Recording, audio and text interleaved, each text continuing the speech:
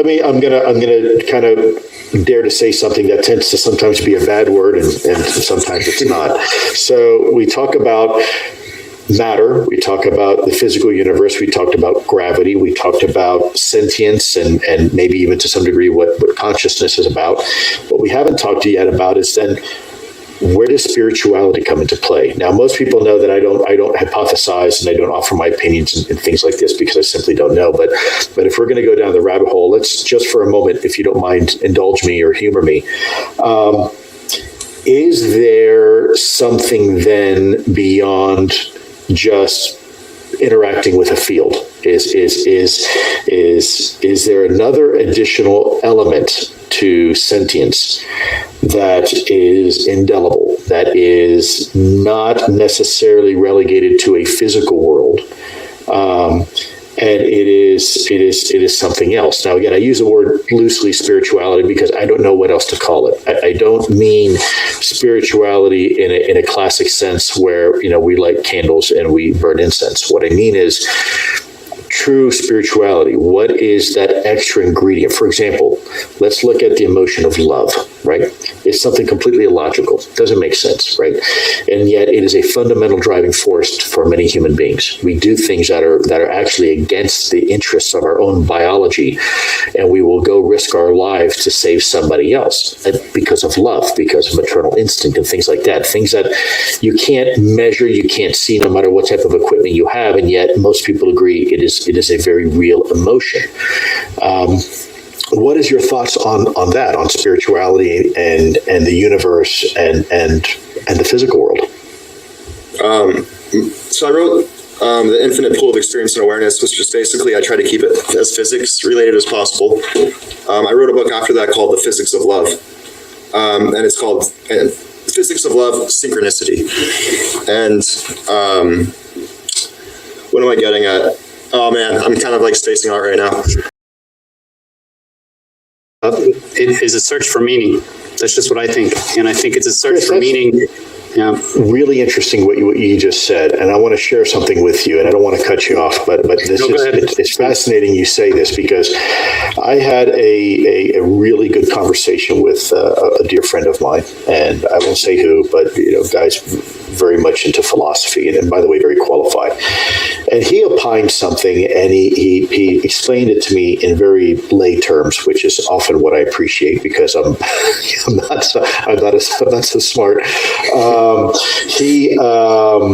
He explained it a bit like, imagine you have this vat of copper, pure copper, at the U.S. Mint, and they're going to make a bunch of pennies for the month. And so they have this huge cauldron of boiling pure copper, and they make all these little pennies, and those pennies wind up going into circulation. And over time, those pennies, because of the natural state of the universe and how entropy works and whatnot, they start to rust, they start to oxidize, they start to take on the patina of the environment, right? And then at some point in time, when the pennies have outlived their usefulness, they go back to the U.S. Mint, at least in theory. They get melted down, the slag and the oxidation is scraped off the top, and those pennies go back to the hot cauldron of collectiveness, back to the one, to the big hot pool of copper, pure copper, only to potentially go back out again and to eventually make another penny and be recycled.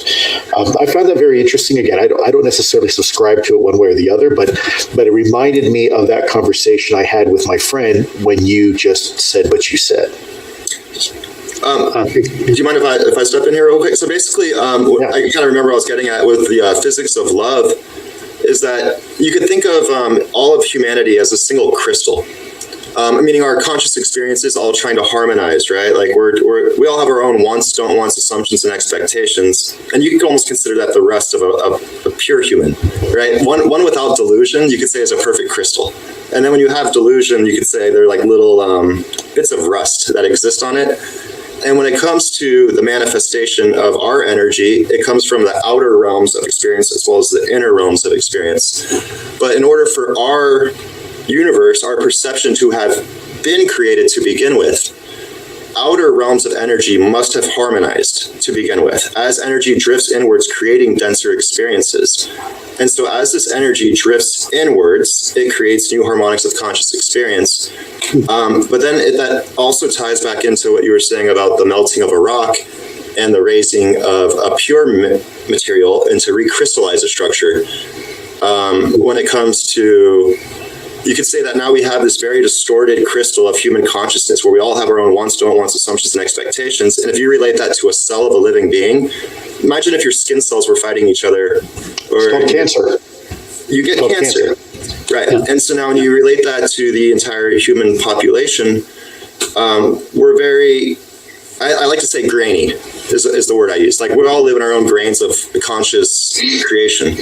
And one really good example you gave that I think relates is the two speakers, Alexei. So if you imagine there's two speakers at a certain distance, Lou, and they're playing the same music, right? If you can get them to a certain distance, you won't hear them, right? Ultimately, you can get the waves to cancel out. Is this correct? Like noise canceling headphones.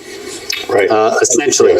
And you can also get them, depending on the distance, you can get to be stereo, right, where they're synchronized, and you can also have them where they're not synchronized. And now all of a sudden you're getting, a lag or a delay, and it's not harmonious. You mentioned something interesting, Alexei, about what you, and forgive me because I don't, this is a new term for me, creative delusion in the human being. This notion that we are each individualistic and kind of our own perception of reality.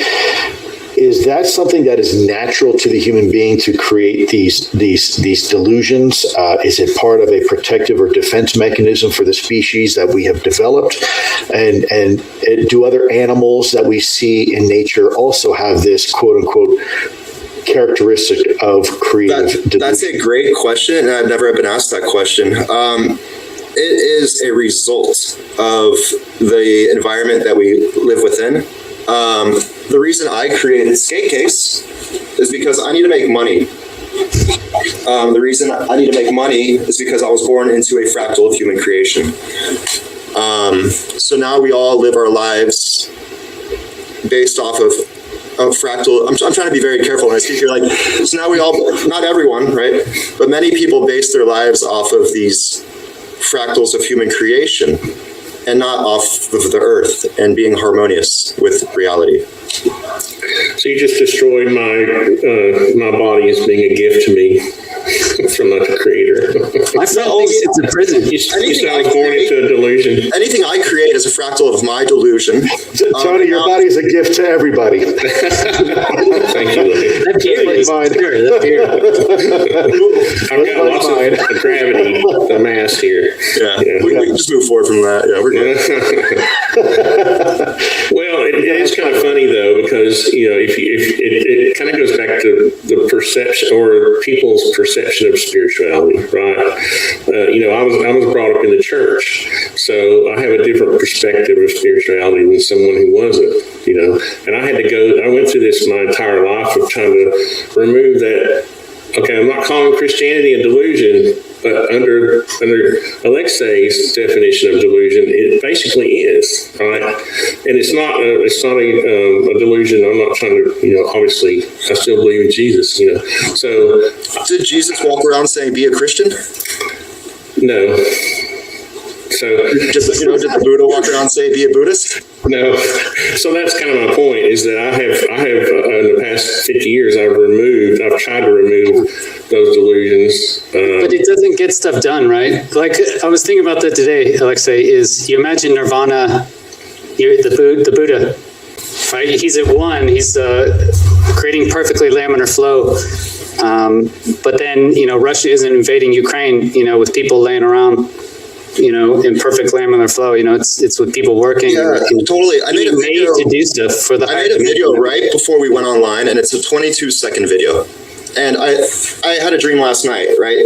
I need to make this video. I'm gonna make it today. I basically said, we create our realities. Today I'm planting a tree. And I put a couple seeds in the ground, and that was it. 20-second video. But my screen on YouTube that shows the video is basically Ukrainians or Russians holding like a big rocket launcher, right? Clickbait. So now they're going to click on that, and then they're going to be like, whoa, we create our reality. We could all just be planting a tree.